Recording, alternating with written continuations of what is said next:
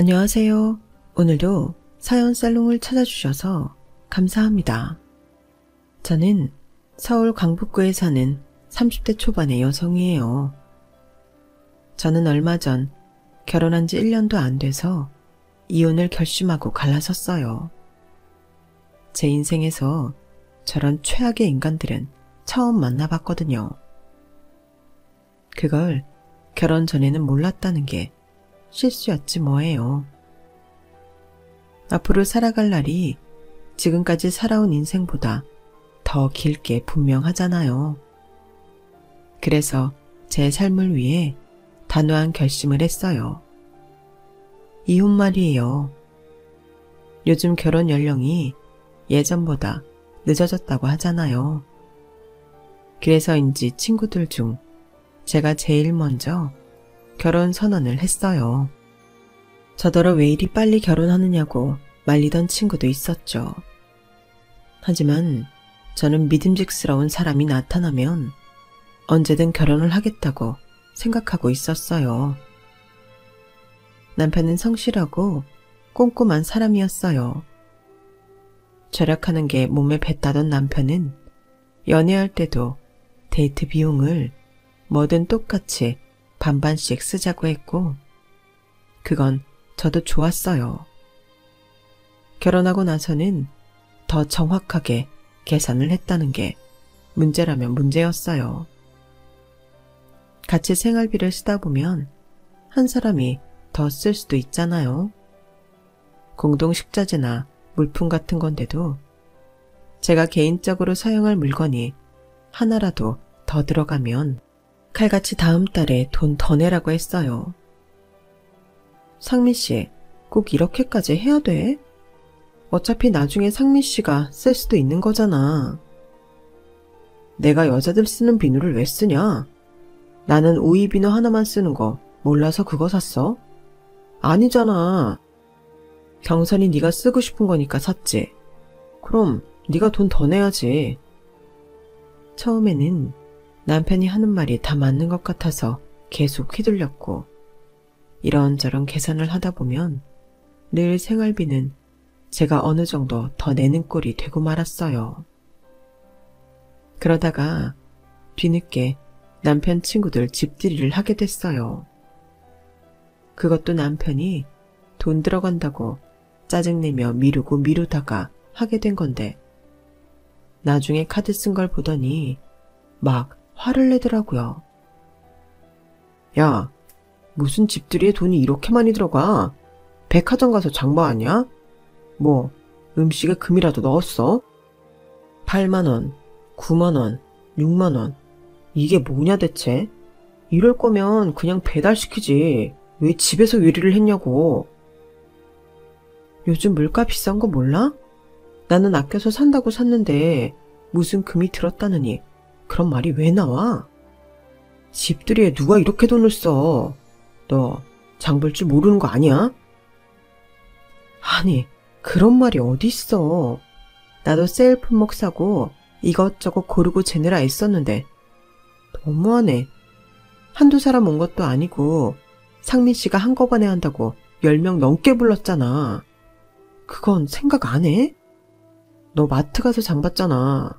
이런 걸 마트에 가서 보면 어떡해? 재래시장 가야지. 그러면 더 쌀 거 아니야. 재래시장이 더 싼지 어떤지는 모르겠고 여기 시장이 어디 있는지도 모르잖아. 상민 씨는 알아?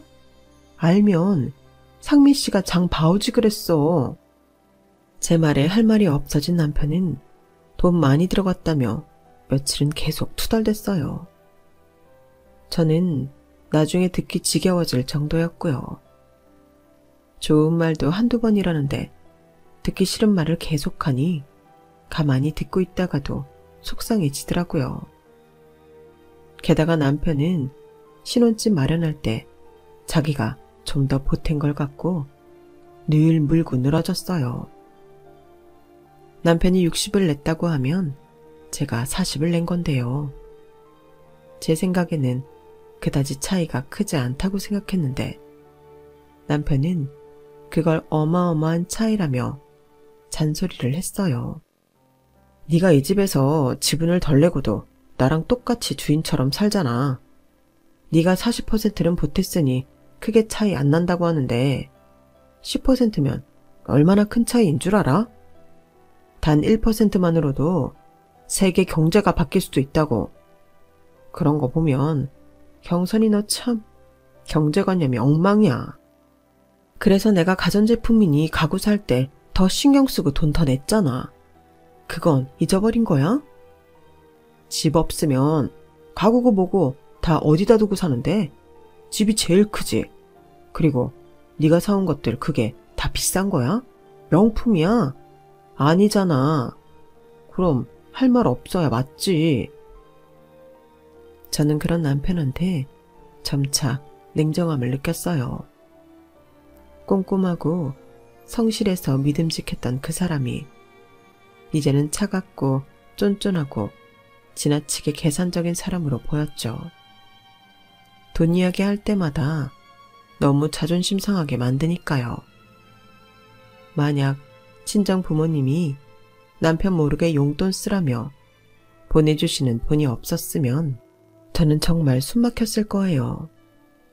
저는 그걸로 회사 동료들이나 친구들과 맛있는 것도 먹으러 가고 영화도 보며 저만의 문화생활을 즐길 수 있었어요. 남편은 제 카드값 나오는 것도 되게 신경 썼거든요. 그래서 부모님이 보내주신 건 모바일 통장에 넣어놓고 남편이 알지 못하게 했어요. 그러다가 결혼하고 처음 연휴를 맞이하게 됐는데요. 명절이 아닌 주말을 낀 연휴였기 때문에 저는 당연히 남편하고 어디 놀러 가거나 편히 쉴 수 있을 것만 생각했어요. 안 그래도 결혼 전부터 첫 연휴는 둘이 편히 쉬자고 말을 했었거든요. 그런데 남편이 정말 뜻밖의 말을 하는 거였어요. 이번 연휴 때 엄마네 갈 거야. 그리고 하루 정도 가까운 데 나가서 바람 쐬고 맛있는 거 먹을 거니까 그거 예산 잘 짜봐. 뭐? 어머니한테 간다고? 왜? 왜라니? 그동안 바빠서 엄마 보러도 잘 못 갔는데 이럴 때라도 가서 효도해야지.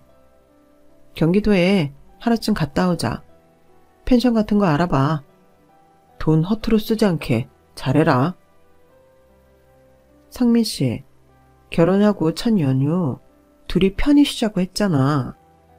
근데 어머니랑 같이 지내자고 하니 당황스럽네?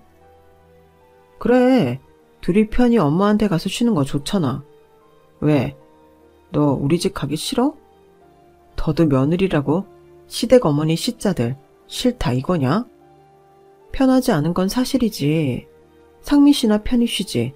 내가 거기 가서 편히 쉬겠어? 참네. 네가 마음먹기에 달린 일이야. 우리 엄마를 남이라고 생각하니까 그러는 거겠지. 그러지 말고 네가 편하게 받아들여봐. 아무튼 계획 잘 짜라.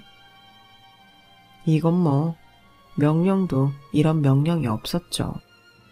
게다가 시어머니는 안 먹는 것도 많고 까다로운 분이셔서 어떤 휴가가 될지 너무 훤히 보이더라고요. 저는 다시 한번 남편한테 이야기해 보았어요. 나는 첫 연휴 둘이 편히 쉬자고 할 때 말 그대로 정말 상민 씨랑 나 둘이서만 오붓하게 쉬는 걸로 알았어. 내 입장에서는 어머니 계신 데에서 편히 쉴 수 없지. 이건 남이다 아니다 그런 게 아니라 결혼하고 얼마 안 돼서 시어머니랑 있을 때 편한 게 더 이상하지 않아? 나도 정말 편하게 쉬고 싶어. 근데 결혼하고 첫 연휴를 우리끼리만 보낸다고 해봐. 혼자 계신 엄마가 얼마나 섭섭하시겠어. 그래, 그럼 기분이다. 연휴 동안 쓰는 돈은 다 내가 낼 테니까 너는 그냥 따라만 와. 그럼 됐지? 이게 돈 문제가 아닌데 남편이 내 뜻을 몰라주고 엉뚱한 소리만 하더군요. 더 이상 말도 통하지 않아 답답함을 아는 채 시어머니한테 전화해서 어디 가고 싶은 데가 있는지 물어봤어요. 예, 근데 그거 꼭 경기도로 가야 되는 거니? 요새 해외여행도 다시 갈 수 있다는데 동남아라도 가자. 내 친구들도 요즘 다 베트남 가고 그러던데 우리도 가자. 꼭 아이처럼 조르는 시어머니의 말에 저는 당황했어요.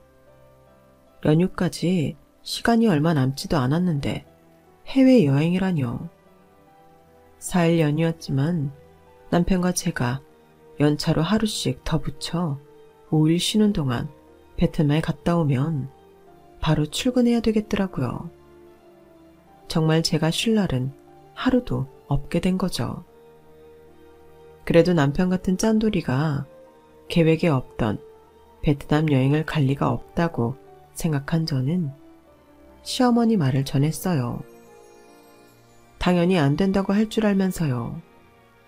그런데 남편은 순순히 자기 카드를 주며 이러더라고요. 그럼 얼른 예약해야겠네. 비행기 없으면 비싼 거라도 알아봐. 호텔도 잘 알아보고. 상민 씨, 괜찮아? 이렇게 따로따로 예약하면 돈 더 많이 들 수도 있어. 그리고 해외여행이야. 알고 있어. 누가 뭐래? 그러니까 빨리 예약하라고. 참, 엄마 잠자리 불편하면 잘 못 주무시니까 돈 아낀다고 허접한데 예약하지 마. 저는 처음으로 남편의 통 큰 모습을 본 것 같아 놀랐어요. 어쩌면 제가 생활비나 혼수 문제만 갖고 그동안 남편을 오해했나 보다 라고 쓸 때는 쓸 줄 아는 사람이라고 생각했죠. 하지만 여행 기간 내내 저는 마음이 상해 있었어요. 남편은 모든 게 자기 엄마 위주였거든요. 남편은 시어머니 가고 싶은 데만 검색해와서 첫날부터 돌아다니는데 저는 완전 짐꾼이었어요. 두 사람은 앞서서 팔짱 끼고 손잡고 신나서 돌아다니고 저는 뒤에서 쇼핑백 들고 시어머니 짐 들고 따라다니기만 했거든요. 제가 가고 싶었던 데는 가보지도 못했고 음식도 시어머니 먹고 싶은 거 위주로 시켰기 때문에 저는 정말 하나도 즐겁지 않았어요. 식당에서 제가 먹고 싶은 걸 주문하려고 하면 시어머니가 자기는 그런 거 못 먹는다며 인상부터 찌푸리곤 했어요. 각자 자기가 먹고 싶은 걸 시키면 되는데 시어머니는 제가 주문한 음식에 손도 대지 않으면서도 자기가 마음에 들지 않는 건 테이블에 놓지도 못하게 한 거죠. 그러니 제가 기분 좋을 리가 없잖아요. 시어머니는 그런 저를 보고 핀잔을 했어요. 예, 너는 왜 그렇게 우거지상이니? 사람이 이런 좋은 데에 왔으면 빵긋빵긋 웃고 즐겨야지. 너 그렇게 찡그리고 있으면 오던 복도 달아나는 법이야. 아, 젊은 애가 왜 저러나 몰라. 그건 아니고 좀 피곤해서 그래요. 젊은 애가 뭘 했다고 피곤해. 몸까지 약한 거야? 그렇게는 안 봤는데. 그래서 우리 상민이 뒷바라지 잘 하겠니? 매일 운동도 하고 체력 좀 키워. 그런 건 알아서 해야지. 무슨 말을 해도 저한테 돌아오는 말은 부정적인 거라 저는 더 이상 아무 말도 하지 않았어요. 남편은 제 생각은 눈꼽만큼도 하지 않고 자기 엄마 사줄 선물만 고르느라 정신이 없더라고요. 면세점에 가서도 자기 갖고 싶은 거랑 시어머니 있을 것만 고르는데 저는 진짜 이 집에서 뭔가 싶더군요. 자기 손님 집들이 할 때도 돈 많이 썼다고 저한테 막 퍼붓던 사람이 많나 싶을 정도로 돈을 잘 쓰는데 꼭 다른 사람을 보는 것 같았어요. 저는 아버지가 일찍 돌아가신 남편이 엄마한테 효도하고 싶어 저러는가 보다 하며 이해해보려고 애를 썼어요. 하지만 제 생각은 완전히 틀렸더라고요. 몇 달 후 명절 연휴를 앞두고 저는 그동안 안 쓴 연차를 붙여서 꽤 긴 휴가를 만들어 친정 부모님과 함께 며칠간 여행을 갈 계획을 세웠어요. 시댁에 갔다가 여행을 충분히 갈 수 있는 시간이라 저는 일본 비행기 티켓하고 호텔을 예약했죠. 결혼하고 나서 남편이 시어머니만 챙겼기 때문에 친정 부모님은 항상 뒷전이었기에 명절 때만큼은 꼭 친정 부모님을 잘 챙겨드리고 싶었어요. 결혼하고 첫 연휴에 시어머니와 동남아 여행을 가느라 친정에 가보지도 못했던 것도 마음이 쓰였고요. 그런데 남편은 시어머니와 여행을 갈 때와는 완전 다른 반응을 보이더라고요. 무슨 일본이야? 그럼 우리 엄마는 시댁에 갈 시간 되니까 그건 걱정하지 마. 근데 상민 씨 같이 갈 거야? 그 돈은 다 경선이 네가 내는 거야? 그런다고 했잖아. 그러니까 상민 씨 갈 건지만 말해. 남편은 아무 말도 안 하고 가만히 있더라고요. 그래서 저는 생각하느라 저러나 보다 싶었어요. 한편으로는 섭섭하기도 했고요. 저는 시어머니 모시고 동남아 여행 가는 걸 당연히 여기면서 남편은 친정 부모님과 여행 가는 걸 꺼려 했으니까요. 그런데 다음날 퇴근하고 온 남편이 이런 말을 하는 거였어요. 그때 일본 여행 못 가. 엄마가 우리랑 가려고 부산에 숙소 예약해놨대. 그러니까 그건 취소해. 뭐? 싫어. 나도 이 여행 가려고 준비 많이 했다고. 엄마 아빠도 기대하고 계신데 그걸 시어머니 때문에 못 간다고 하라고? 난 그렇게 못해. 저번에 어머니랑 같이 베트남 갔다 왔잖아. 그러니까 이번에는 우리 부모님하고 일본 갈래. 그러게 왜 엄마한테 물어보지도 않고 일을 저질러? 네가 엄마랑 한 번이라도 얘기를 했으면 이런 일은 없잖아. 엄마 지금 펜션 예약한 거 돈만 물어주냐고 어떡하냐며 막 속상해 하신다고. 그러니까 빨리 취소해. 아니, 상민 씨는 어머니 기분만 생각해? 나랑 우리 엄마 아빠는. 네가 지금 시어머니랑 맘먹냐? 아무튼 빨리 취소하라니까. 남편이 막무가내로 우기거든이 어떻게 하지를 못하겠더라고요. 저는 어쩔 수 없이 여행을 취소했고 부모님한테 죄송하다고 했어요. 그래, 사돈이 벌써 숙소까지 예약했다니 너랑 김서방하고 같이 시간 보내고 싶어서 기대 많이 하셨나 보다. 엄마가 아빠한테 잘 얘기할게. 재미있게 놀다 와. 엄마가 이해한다며 잘 다녀오라고 하셨지만 목소리에 아쉬움이 묻어나는 게 느껴지더라고요. 저는 그런 엄마 아빠한테 너무 죄송했어요. 엄마는 재미있게 놀다 오라고 했지만 지난번 여행을 생각하면 그럴 일은 없을 것 같아 한숨만 나오기도 했고요. 그런데 저는 남편이 부산까지 비행기 타고 간다는 말에 놀랐어요. 게다가 비즈니스석을 샀더라고요. 아니, 부산 가는데 비즈니스석이야? 시간도 얼마 안 되는데 뭐하러 이런 데 돈을 썼어? 엄마 나이 되면 짧은 시간도 하늘에 떠서 앉아 계신 게 힘드신 법이야. 지난번 베트남 갈 때 네가 이코노미석 끊어서 많이 불편하셨대. 그래서 내가 신경 쓴 거야. 너한테 맡기면 또 일 제대로 못할까 봐. 그리고 네 돈 쓴 것도 아닌데 뭘 그래? 별것도 아닌 일에 제가 일을 못했네 어쨌네 하는 것도 기분 나쁜데 네 돈도 아닌데 뭘 그러냐며 핀잔하는데 저는 점점 이건 아니라는 생각이 들었어요. 시어머니랑 남편은 둘이 나란히 앉아서 아주 신이 났더라고요. 아우 편하다. 이렇게 좋은 걸 그 긴 시간 해외 갈 때는 불편하게 갔으니 후원. 상민아, 우리 다음에도 비즈니스석으로 해외 갈 거지? 물론이지, 엄마.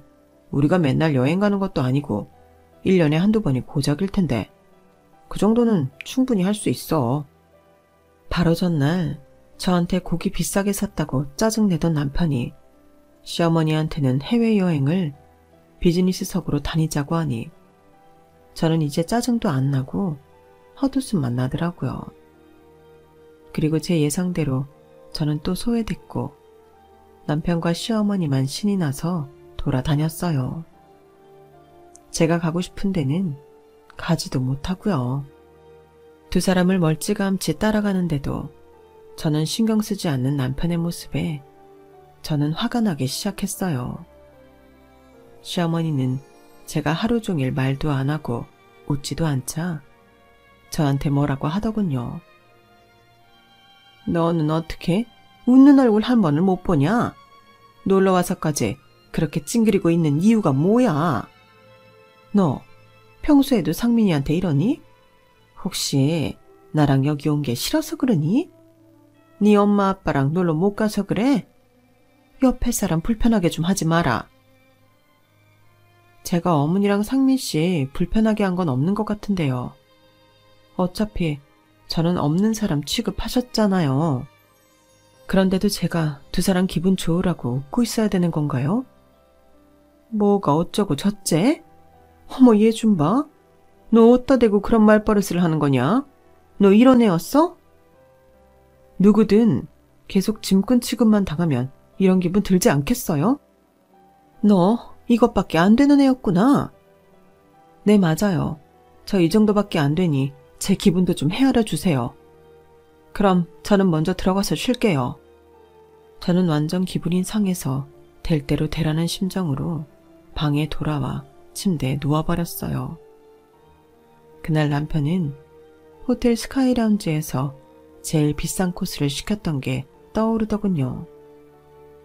저희 신혼여행 갔을 때도 돈이 아깝다며 조식도 시키지 말자고 해서 저랑 다퉜던 사람인데 말이죠. 저는 남편한테 뭔지 화만 났고 더 이상 보고 싶지도 않았어요. 그래서 저는 남편이 시어머니랑 나간 사이에 짐을 싸 올라왔어요.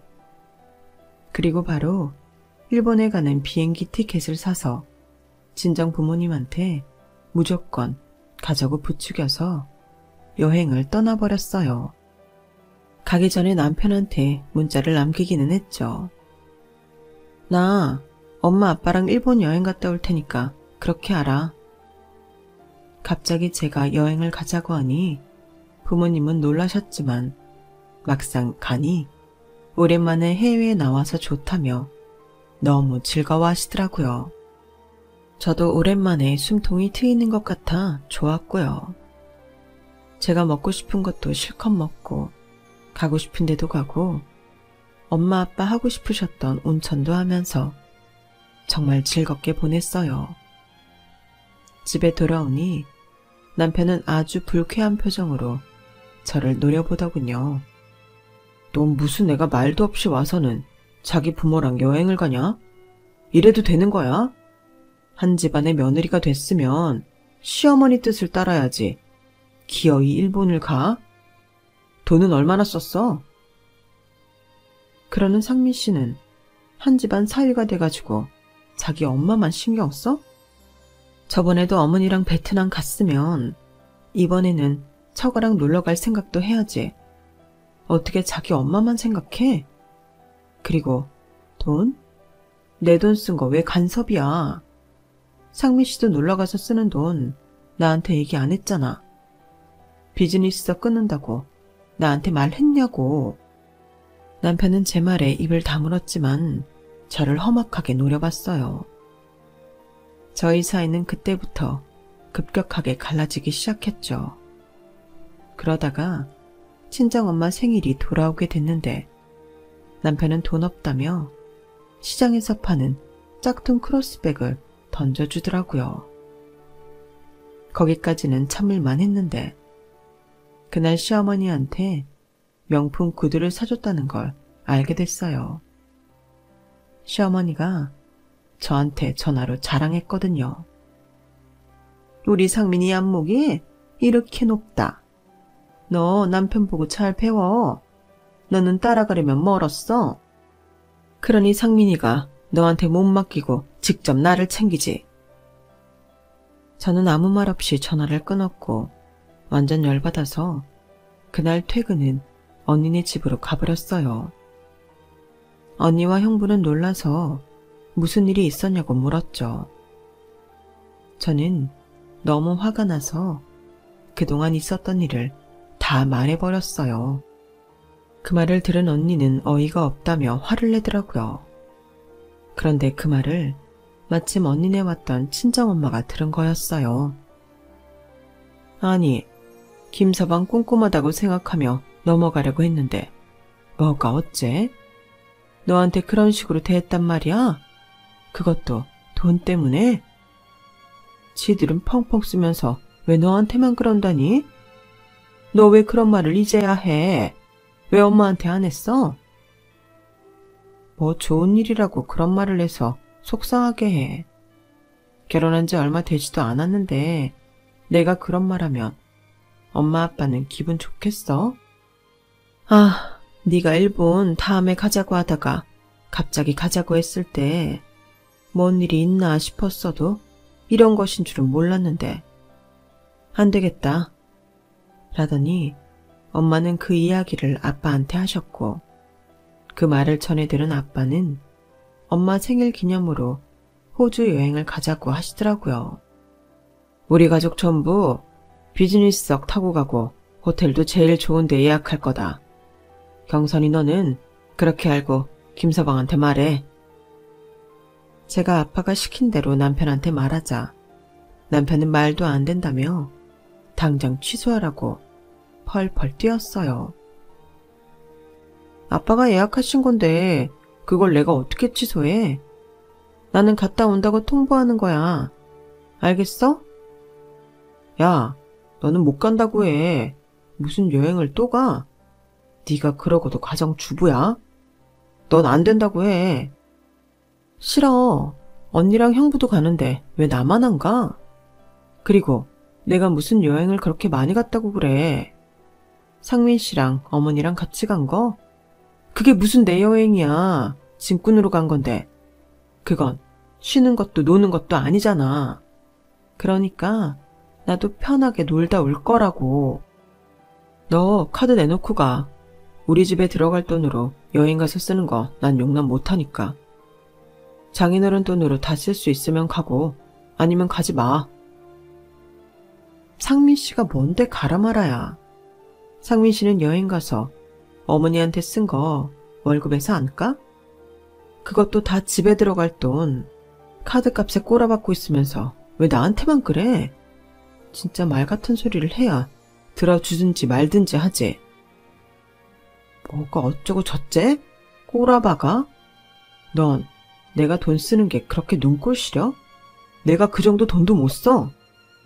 그럼 난 왜 못 써? 내가 돈 쓰는 거 눈꼴 싫어하면서 상민 씨한테만 말 못하게 하잖아. 그리고 내가 뭐 이 집에 댁들 뒤치다거리만 하려고 들어왔어? 왜 사람을 짐꾼 취급하는 건데 내가 하녀야?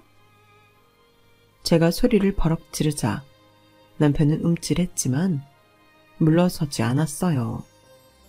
그리고 다음날 남편은 저보고 각서를 쓰라더군요. 카드 맡겨놓고 가고 여행 가서 절대 제 사비를 쓰지 않겠다는 각서였어요. 싫어. 내가 이런 각서를 왜 써? 나는 못해.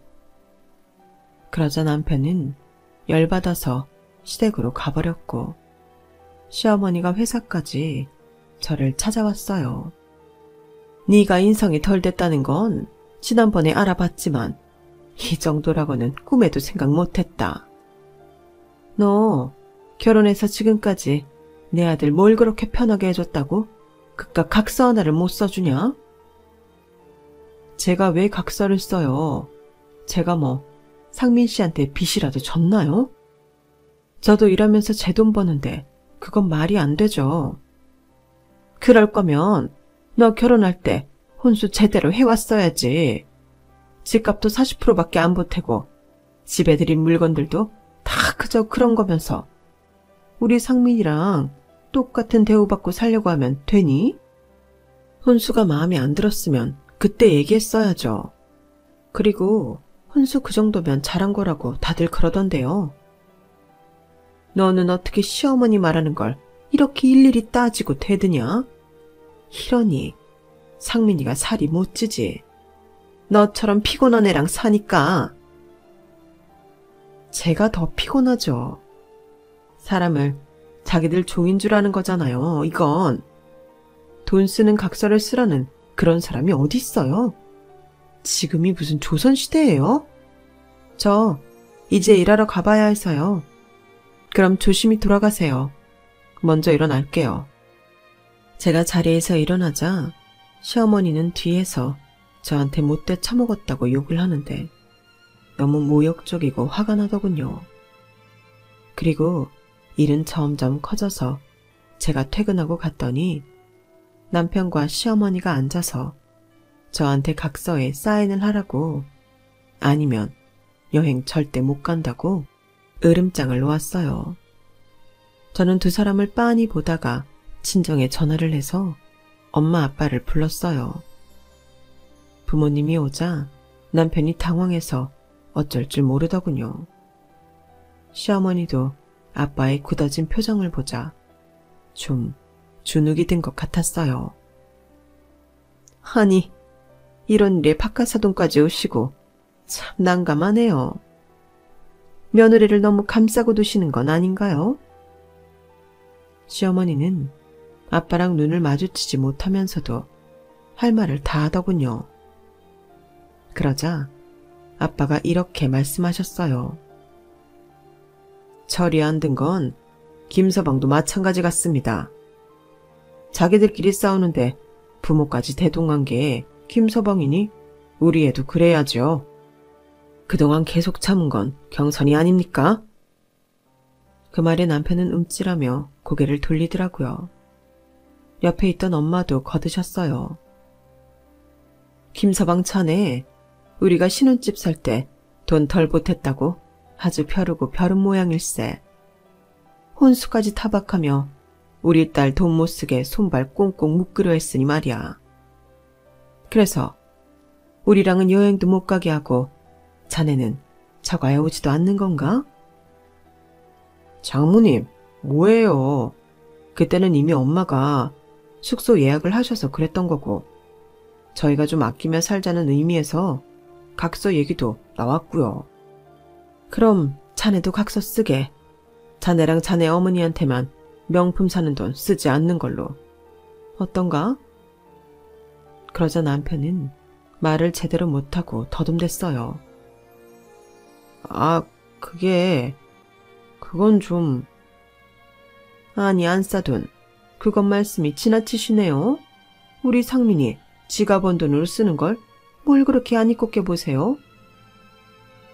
우리 경선이는 자기가 번 돈 쓰는 거 아닌가요? 그거 안 이꼽게 보신 건 사돈 아니시고요. 그리고 김서방이 자기가 번 돈만 썼다고요? 이 집 담보로 대출받아 안사돈한테 차 사주지 않았어요? 그 말에 두 사람은 놀라서 입을 딱 다물었어요. 어떻게 알았냐는 표정이더라고요. 저도 전에는 몰랐는데 제가 남편 때문에 힘들어하는 얘기를 들은 언니와 형부가 남편에 대해 좀 알아봤더라고요. 그런데 저희 집을 담보로 대출을 받아 시어머니한테 비싼 외제차를 뽑아줬다는 걸 알게 됐어요. 자네는 깜냥도 안 되면서 대출까지 받아 엄마한테 외제차 사주고 우리 딸은 자기가 번 돈으로 우리한테 잘하는 것도 안 되나? 이게 대체 무슨 경우야? 그리고 자네 회사에서도 평이 상당히 안 좋더군. 자네가 대인관계 원만하고 일 잘한다고 했던 건 우리 속인 게 되는 거지. 안 그런가? 엄마 아빠 말에 남편은 완전 얼굴이 하얘져서 변명을 했어요. 장인어른 장모님, 그런 말은 지나치십니다. 제 회사 생활 잘 알지도 못하시면서 왜 그런 말을 하십니까? 내가 왜 몰라? 그 회사 땡땡 이사가 내 친구야. 내가 자네 회사에 투자하고 있는 건 당연히 모르고 있겠구만. 사실 아빠는 할아버지한테 받은 재산이 좀 있어서 그걸로 주식과 기업 투자를 조금씩 하고 계셨어요. 그렇기에 은퇴하시고도 경제적 걱정 없으셨고요. 제가 집값을 40%밖에 못 보탠 건 오로지 제 힘으로만 결혼하고 싶었기 때문에 제가 우겨서 그렇게 한 거였어요. 언니도 결혼할 때 부모님한테 손 벌리지 않았기 때문에 저도 그러고 싶었거든요. 혼수 준비도 전부 제 앞으로 되어 있는 돈으로 한 거였고요. 아빠가 자기네 회사에 투자한다는 말에 남편은 놀라서 어쩔 줄 모르더니 결국 원망을 저한테 돌렸어요. 넌 왜 그런 얘기를 안 했어? 진작 해줬으면 이러지 않았잖아. 아, 그래? 우리 아빠가 생각보다 더 부자였으면 나한테 돈 가지고 짜게 굴지 않았다. 그 소리지? 예세아가, 이건 100번 1000번 네 잘못이다. 그래놓고 상민이한테 뭐라고 할 건 아니지. 그 말에 엄마가 열이 받아 이렇게 말씀하셨어요. 아니, 지금 우리 경선이가 뭘 잘못했다는 겁니까? 사람이 돈이 더 있으면 대우가 달라지는 거예요? 그게 사돈이 말씀하시는 가족입니까? 참 실망입니다. 김서방, 자네도 마찬가지야. 내 딸이 고른 사람이니 믿었던 건데 참 사람 경박하구만. 그 말에 두 사람은 더 이상 아무 말하지 못했어요. 아빠는 자리에서 일어나시며 이렇게 말씀하셨어요. 두 사람 거치는 저희 여행 갔다 와서 바로 정리하도록 하죠. 그렇게 알고 계십시오. 그러자 남편은 저희 아빠 가랑이를 붙잡고 무릎을 꿇었어요. 장인어른, 저도 같이 여행 가게 해주십시오. 그리고 거치라뇨. 갑자기 무슨 말씀이세요? 저희 앞으로 잘 살겠습니다. 지켜봐 주세요. 저는 그런 남편의 손을 아빠한테서 떼어내며 말했어요. 상민 씨, 돈 쓰는 거 싫어하잖아. 그런데 호주 갈 돈 있어? 그리고 나 몰래 어머니 차 사준 거 대출금도 갚아야 되잖아. 근데 무슨 돈으로 호주를 간다고 그래? 이제 와서 이러지 마. 진짜 너무너무 속보이고 없어 보여. 아니야 경선아. 그동안 내가 너무 속 좁게 군 것 같아. 미안해. 그러니까 같이 가자. 제가 장인 장모님 모실게요. 네? 장인어른. 나는 자네 성실하고 꼼꼼하다는 경선이 말에 결혼 허락했어. 그런데 감히 내 딸을 진꾼 취급하고 그깟 실혼집 돈 덜 보탰다고 사람 자존심을 이렇게까지 짓밟아? 나는 그런 놈 사유로 취급 안 하네. 그러자 이번에는 시어머니도 허리를 깊게 숙이며 잘못했다고 하더군요. 사돈, 정말 죄송했습니다. 우리 상민이 예쁘게 봐주세요. 저희가 정말 잘못했어요. 아니, 제가 잘못했어요. 앞으로 세아가 제 딸처럼 생각하고 아끼겠습니다. 엄마는 그 말에 코웃음을 치며 말씀하셨어요. 퍽이나 그러시겠습니다. 회사까지 찾아가서 깽판치고 못돼 처먹었다 욕하신 분이 우리 경선이를 딸처럼 대해주신다고요? 이 결혼 우리 여행 갔다 오면 정리될 겁니다. 그렇게 아세요? 그렇게 저희 부모님과 저는 매달리는 남편과 시어머니를 두고 집을 나왔고 남편은 저한테 계속 잘못했다며 문자를 보냈어요. 저는 그 문자들을 전부 다 씹어버렸죠. 그동안 쌓였던 게 다 풀리는 순간이었어요. 저는 벌써부터 이혼을 생각하고 있었고 엄마 아빠도 그냥 이혼하는 게 낫겠다고 했었기에 저는 남편한테 조금의 미련도 남지 않았었거든요. 이런 사람하고는 평생 살 수 없을 것 같았고 아이가 없을 때 정리하는 게 복잡하지 않고 훨씬 좋다는 게 저나 부모님 생각이었어요. 다음날 아침에 제가 친정에서 출근하려는데 집 근처에서 남편이 기다리고 있다가 저를 붙잡더라고요. 경선아, 다시 한번 생각해봐. 나는 이혼은 꿈도 꾼 적 없어. 이혼만은 안 돼. 내가 앞으로 잘할게. 그 이혼 안 된다는 거 아빠 돈 때문이지? 그리고 아빠가 상민 씨 회사 이사님 친구이고 투자자니까? 내가 너란 놈 속을 모르겠어? 그동안 봐온 게 있는데. 상민 씨는 나한테 가족이 돼주기를 바란 게 아니라 몸종 하나 구하려고 한 거잖아. 나도 결혼 전에는 몰랐는데 결혼하고 나서 아주 절절하게 깨달았어. 그런 내가 뭐가 좋다고 상민 씨랑 계속 살겠어? 나 내 인생 소중해. 더는 힘들게 안 살 거야. 나를 위해서 더 좋은 인생 살 거라고. 저는 매달리는 남편을 뿌리치고 회사로 향했어요. 가는데 괜히 눈물이 나더라고요. 그래서 언니한테 방금 있었던 일을 문자로 보냈죠. 언니는 바로 답을 보내왔어요. 말 잘했어. 진작에 그랬어야 했는데 네가 너무 참았어. 이제라도 그렇게 속 시원히 말한 거 정말 잘했다. 앞으로는 그런 일 참지 마. 알았지? 저는 새삼 가족이 제 편이 되어주는 게 얼마나 든든한 일인지 깨달았어요. 부모님, 그리고 언니 부부와 여행을 다녀온 저는 이혼을 준비했고 남편은 이혼 못한다고 끝까지 고집을 피웠어요. 결국 소송을 진행하게 되자 질질 끌다가 막판에 가서야 합의해 주겠다고 하더군요. 소송에서 자기가 이길 확률이 적고 그러면 더 큰 돈을 저한테 줘야 한다는 걸 알고 합의한 거였어요.